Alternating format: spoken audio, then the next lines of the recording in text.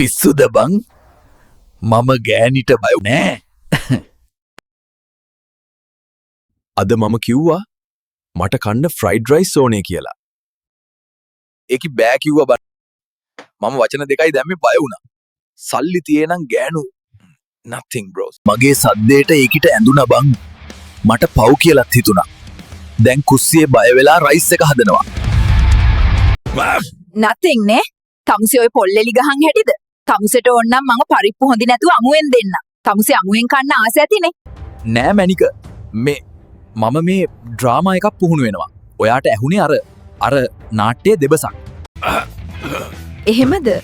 එහෙනම් අර නාට්‍යයේ ඉතිරි කොටසකුත් ලියා ගන්නවකෝ. ඒ තමයි. සැමිය අදත් රෑ කුස්සිය බිම නිදාගනී කියලා දැන් ගිහින් අර මම කිව්ව පරිප්පු හොද්ද හදන්න උදව් වෙනවා. එනවා මෙතන ෆ්‍රයිඩ් රයිස් කන්න.